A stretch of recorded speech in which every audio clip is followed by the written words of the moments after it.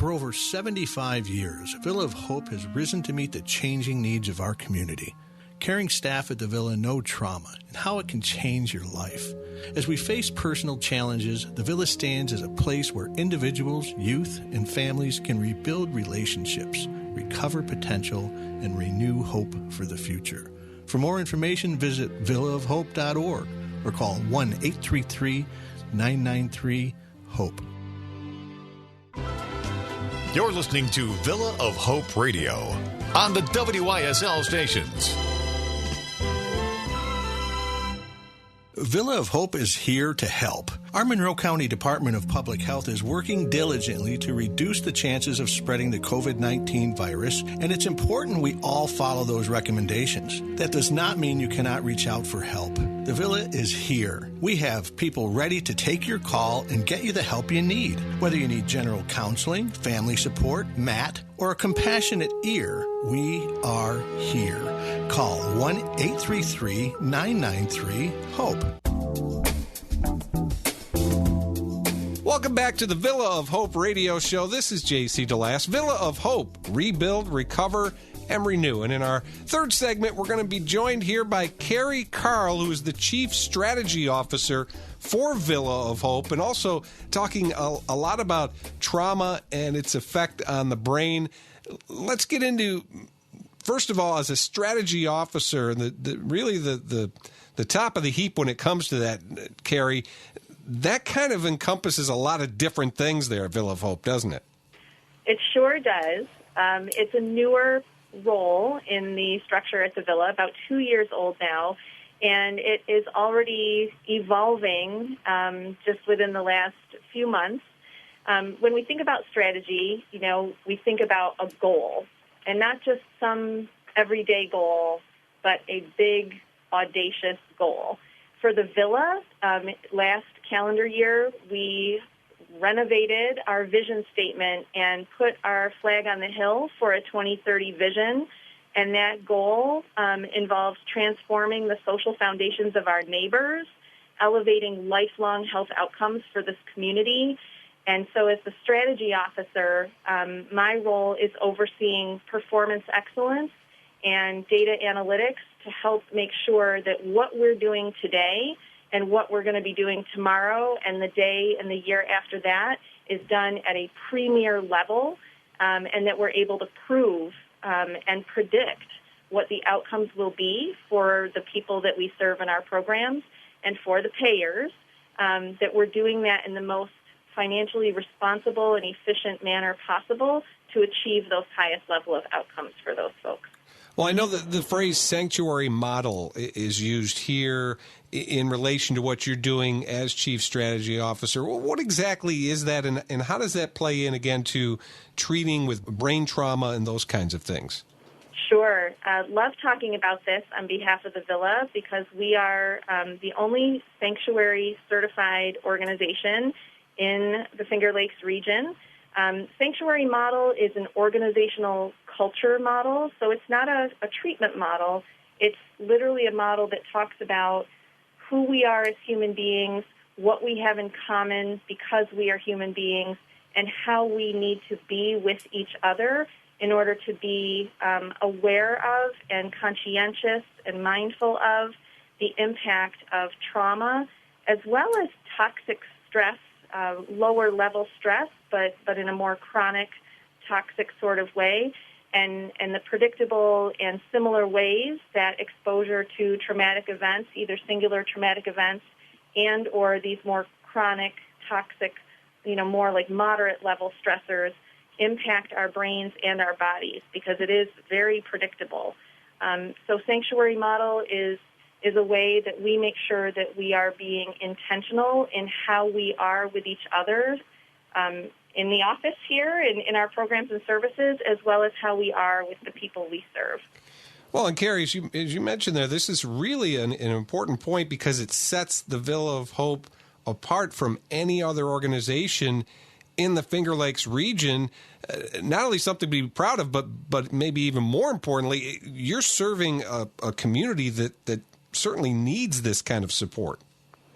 Absolutely. And that's in non-pandemic conditions, but layer on the current conditions of the pandemic and COVID-19, and it takes on a whole nother meaning in a sense. Our model, being a trauma-informed sanctuary model, we focus on understanding the why behind what's going on with a person and the struggles they're having. If you think about the last time that you were driving down the road and you observed a driver that did something that annoyed you, your first thought may have been, what is wrong with that person? And that's a very natural human way to react to each other. But at the Villa, what we do is we look at the particular way that a person is behaving or struggling or what their challenges are. And our first question is not what's wrong with that person, but rather what happened to that person. Because there's always a context and an explanation that is really important for us to understand so that we can provide the best care, treatment, and services for that individual to begin their healing journey. Well, let's get into the nuts and bolts of this, too, Carrie. Carrie Carl with us, Chief Strategy Officer at Villa of Hope. And, when you think of brain trauma, for someone like me, what I know about brain trauma, unfortunately, I've learned from watching television shows, whether it was House or Grey's Anatomy or whatever they make me watch in my house. But I know that doesn't necessarily give me the full scope of what exactly is brain trauma. How does trauma affect our brain? Yeah, that's a great question, one that I could spend the next couple hours on, but I know we don't have that much time, so I'll try to simplify it for everyone. Thank you. So I think we're all aware that we have something that we sometimes think of as like a panic button in our brain, that when you're walking through the woods and you glance down and out of the corner of your eye, you step on something and you think just for a fraction of a second it's a snake, and you might jump or scream or run away or whatever, and then looking back at it, you realize that it was a twig in the woods. So we all have this part of our brain that responds, that perceives emergencies and sometimes misperceives emergencies, but responds to them in a way that is designed to protect us and to keep us alive. If we were to go all the way back to like caveman times, this is really an adaptive function of our brain. What happens for folks who experience either a singular severe trauma and or more of a moderate chronic level of stress is that part of the brain becomes hypersensitive. And the brain is fascinating because the pathways of the brain that are used the most become very attuned, very like superhighway fast. They strengthen those connections. So the more exposure you have to these negative events where this part of your brain that thinks that, it's a life or death emergency gets triggered, those pathways become like superhighways. And then people go about our normal daily routine responding to every twig as if it's a snake. So what we're looking to do is to reroute those pathways, because what's even more fascinating and amazing about the brain is its ability to heal if it's given the correct circumstances and care and treatment and that sanctuary trauma-informed approach. Those pathways can actually be rewired so that the healthier pathways of the brain become the superhighway, so to speak, versus that emergency response pathways of the brain. That trauma-informed care that you mentioned, I know that is a real critical part of this, but talk a little bit more about that retraining, almost like you're regrowing or retraining your brain, if you will. Absolutely, and that's exactly what it is. It's understanding the emergency pathway that has become that superhighway, but also understanding how to sort of trick or manipulate or retrain the brain in healthier ways. We do that through, in particular, our 4, program areas that we're honing in on for that 2030 vision statement. So it's the way we go about providing education to the students in our school. It's the way we provide workforce development in our work-based learning program. Our behavioral health services are all completely embedded in this, as well as our care coordination and case management programs. So it's really giving people experiences through education, recreation, daily tasks, as well as those more traditional treatment model approaches that people think of, like group sessions and individual counseling sessions, really any and all of those interactions between people can be done in a way that rewires the brain so that it's less reactive and people can really begin to heal. And then through that healing, they can actually regain hope for their future, which is really what we're all about. And you mentioned it there. I mean, counseling sessions certainly play a part of this, but there's just so much more to it, isn't there, than just that simple, whether it's group sessions or even one-on-one counseling sessions. There's so much more to this. Absolutely. Yeah, it's channeling the energy that happens in the brain in positive ways. And this is why, often you'll hear people or you'll read on the internet about things like meditation, deep breathing, yoga. For some people, it's literally as simple as sitting in a rocking chair and rocking in a rocking chair, in particular if that's done to a favorite song that has a certain cadence or beat to it, those kinds of movements and activities, playing catch with a ball and the rhythm that comes from tossing a ball back and forth with another person, like even these very, very basic type activities can be done in a way that is trauma-informed and actually helps the brain to begin to heal.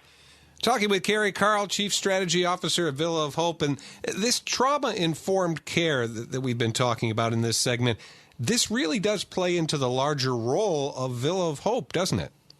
It sure does, yeah. And as I mentioned, with our 2030 vision statement, I see us really shifting our energies. So, historically, I think folks have seen us as more solely a responder type agency with the services that we provide, and I think we're going further upstream, so to speak, by saying if we can position people differently in their lives as it relates to those social foundations of education, employment, housing stability, access to services and supports that folks need, those are the kinds of things that when those needs are not met in the course of a person's life journey, that's the toxic stress that adds up in a way that wires the brain in a reactive emergency response mode. And that's where we'll sometimes see people overreacting, having, anger outbursts. I know here in our local community in the last few days, there's been, community violence out there and making the news. And it actually is all very understandable when you look at the greater context of what's going on at the community level, but also at the individual level. And that's what we're trying to do, is literally change the life course of individuals. And by doing that in a collective way, we're looking to change the life course of this community. Well, and Carrie, I don't want to oversimplify this, and it probably is an oversimplification to say people come to you and you fix them, and then you set them free and you get them back out there. There's so much more to it, but there is an element of that, isn't there, that you're basically giving your clients tools that they can use moving forward to be better than they were when they first came to you.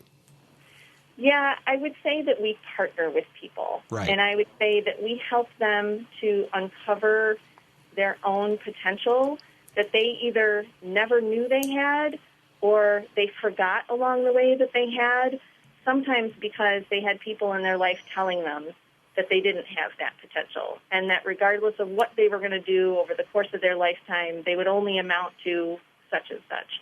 What we're really just trying to do is partner with people in a way that helps them see what we see when we look at them, which is resilience, which is empowerment, which is potential, and which is, the ability to impact their own life and the life of those around them and the life of the greater Rochester community and Western New York State in a positive way. You really are giving these people hope, right? I mean, that's what it's all about right there. Yeah, sometimes I think of it as, when folks come to us and they sometimes need us to have enough hope for both of us until they can feel it for themselves. Sure. And so we just try to be that vessel of hope until they start to feel it from within their own self. Carrie, just a couple of minutes left. Give me your short term, where you're hoping to take this and expand this, certainly, within your community. A couple of those high priority items now on your list. Yeah, boy, the 4 program areas that Chris spoke about earlier and that I mentioned a few minutes ago. I think, our school is right now 112 students max. I think there's so much more that we can do to serve our community. I know there's students out there that need the specialized education and the trauma-informed education that we can provide.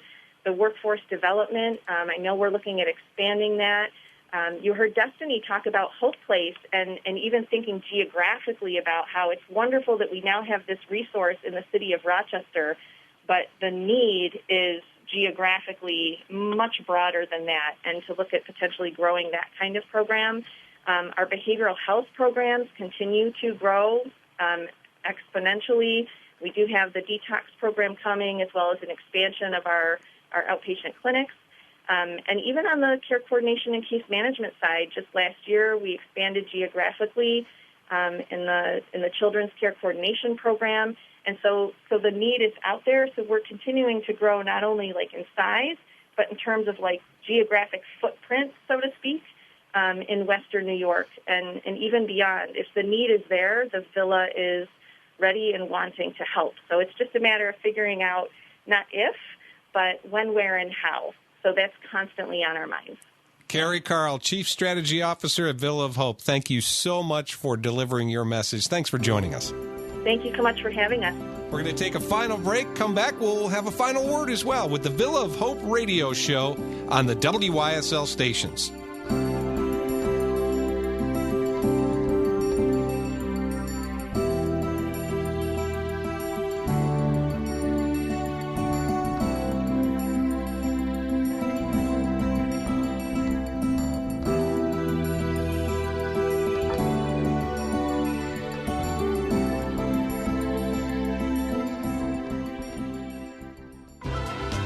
You're listening to Villa of Hope Radio on the WYSL stations. Villa of Hope is here for you. Adults, youth, parents, grandparents, no matter who you are, we are here to respond to you and make connections to the services you need right now. How that help looks may be different from before, but we are committed to making sure we are giving you our best while keeping everyone as safe as possible. Let us help rebuild your resilience. Call 1-877-584-HOPE. That's 1-833-993-HOPE. 2.5 times more power. FM 92.1, FM 95.5 West. WYSL.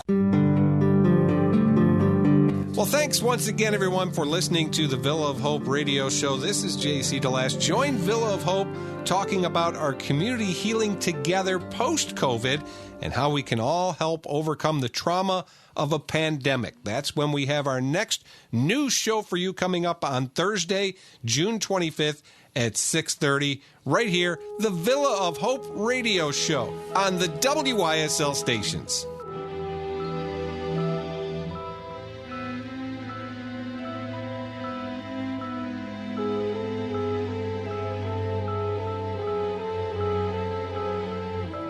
Thanks for listening to Villa of Hope Radio on the WYSL stations.